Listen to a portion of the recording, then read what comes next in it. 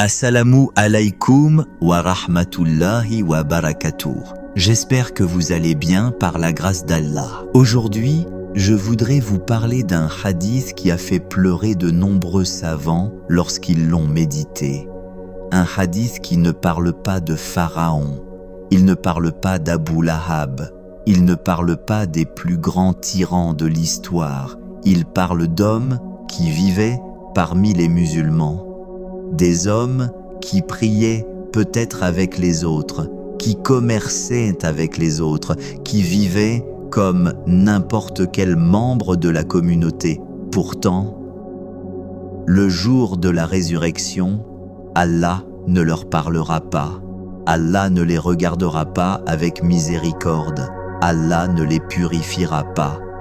Et ils auront un châtiment douloureux.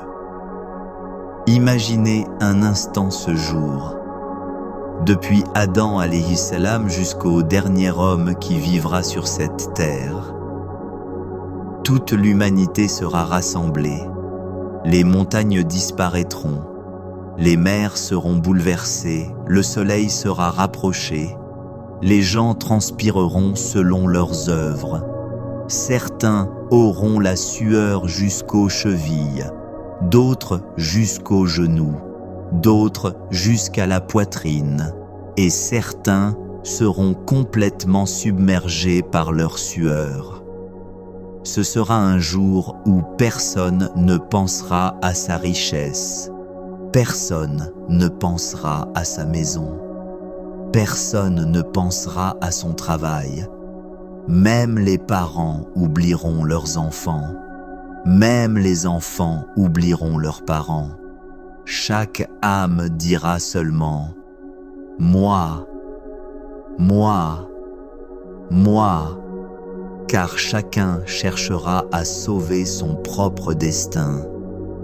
Et dans ce moment où toute la création espérera une seule chose, la miséricorde d'Allah, le prophète que la paix et le salut d'Allah soient sur lui nous avertit que certaines personnes seront privées de ce regard de miséricorde.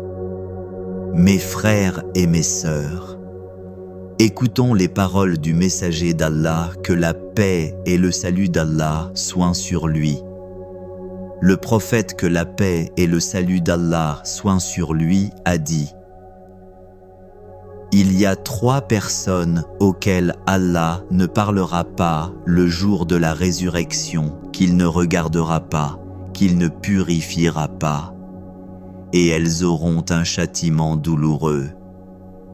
Lorsque les compagnons entendirent cela, ils furent bouleversés, car ils savaient que perdre la miséricorde d'Allah est la plus grande des pertes.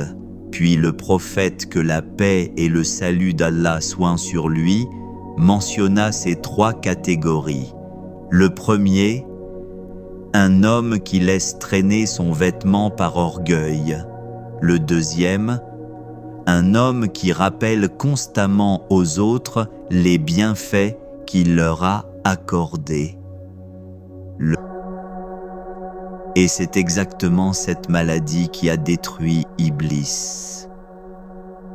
Lorsque Allah lui ordonna de se prosterner devant Adam alayhi salam, Iblis connaissait Allah. Il adorait Allah. Il vivait parmi les anges. Mais une seule phrase sortit de sa bouche: « Je suis meilleur que lui. »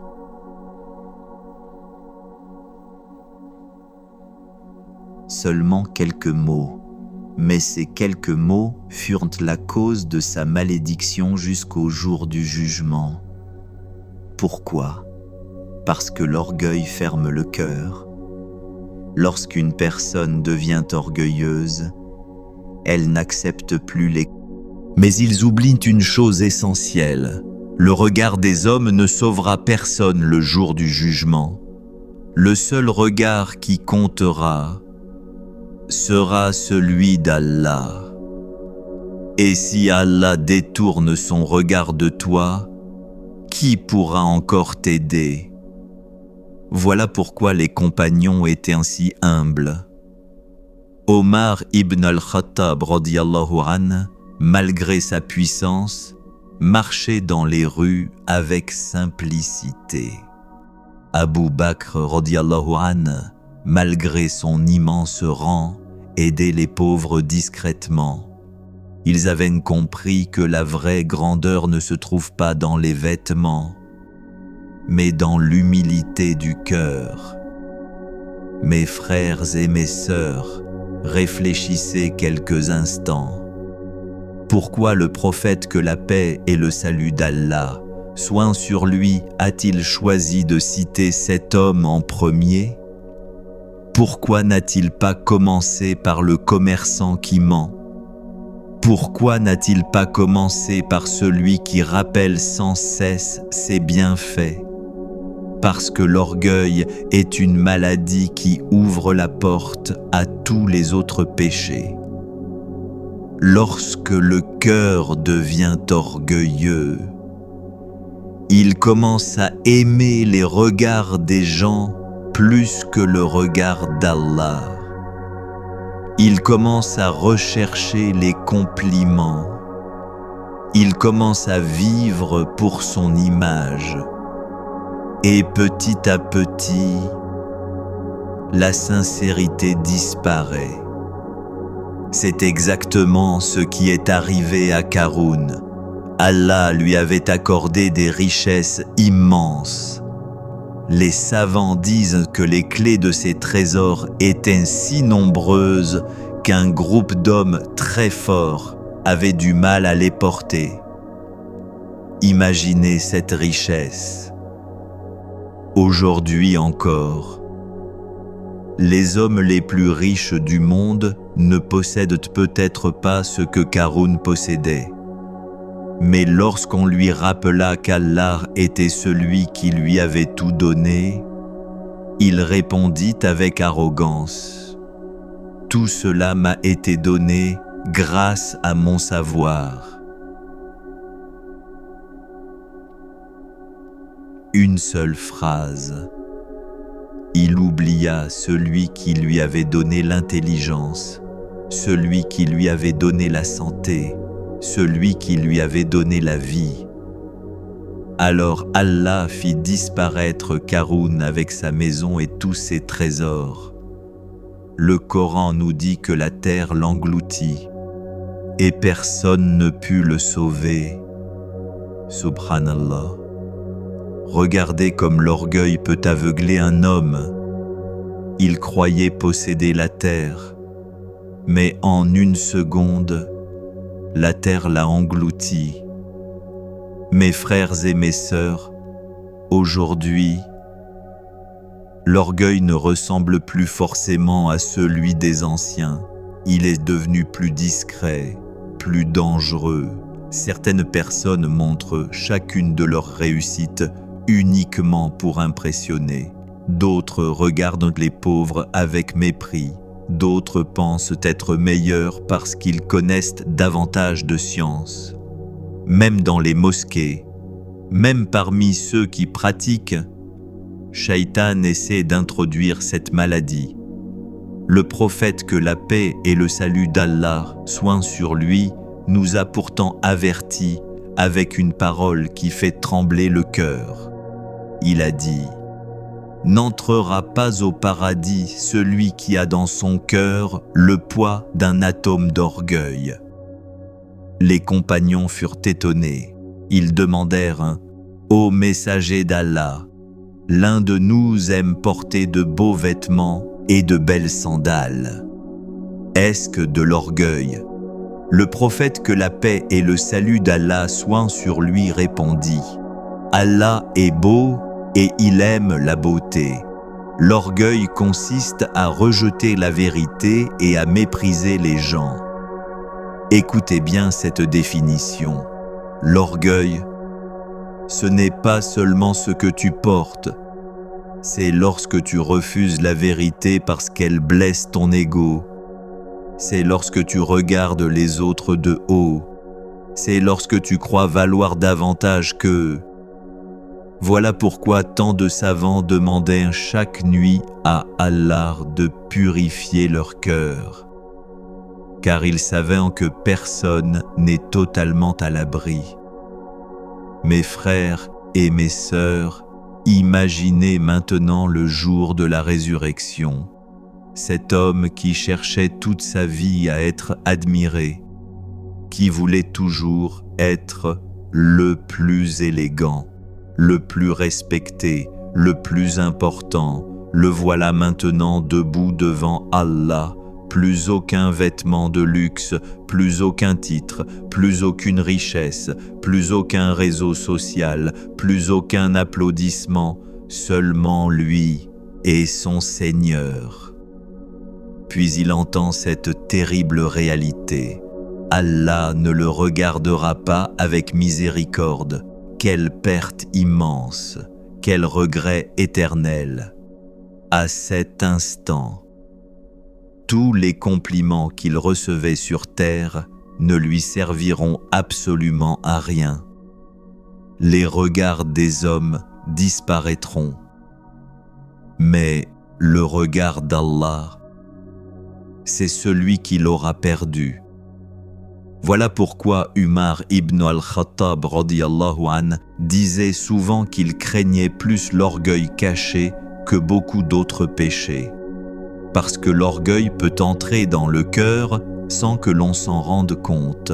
Il commence par une petite pensée, puis il devient une habitude, puis une manière de vivre, puis il détruit l'âme.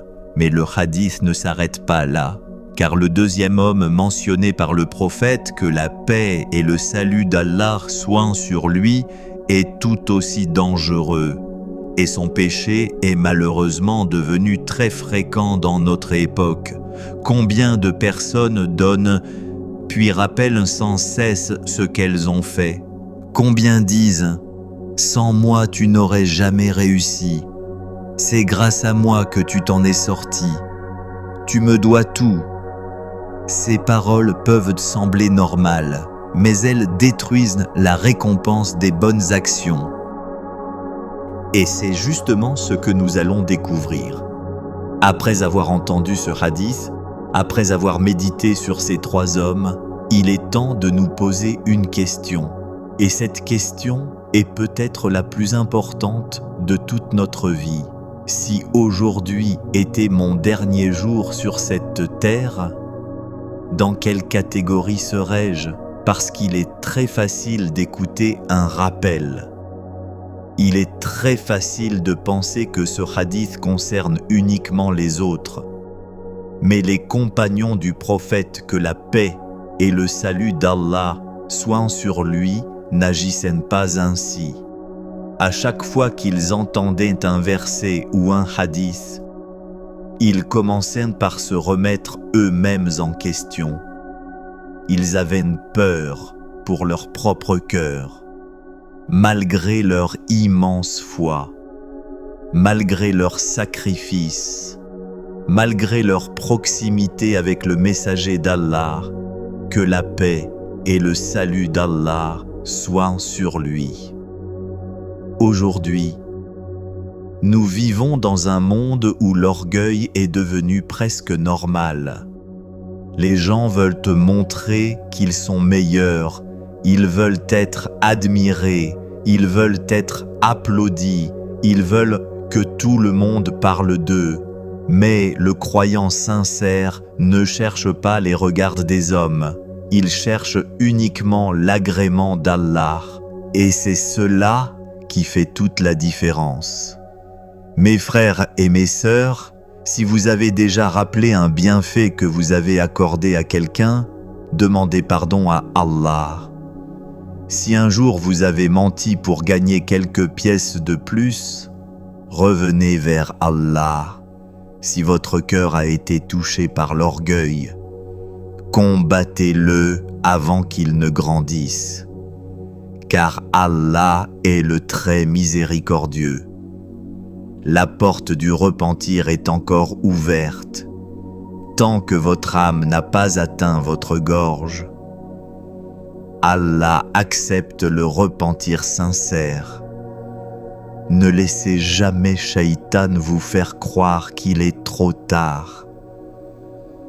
Il n'est jamais trop tard tant que vous respirez.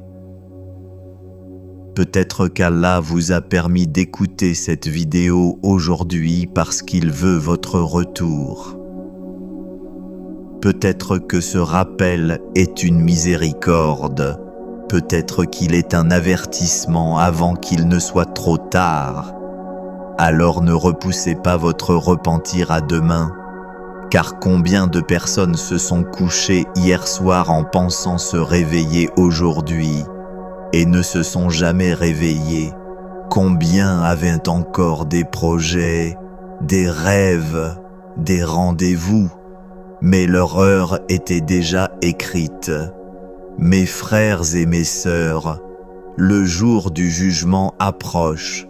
Chaque jour qui passe nous en rapproche.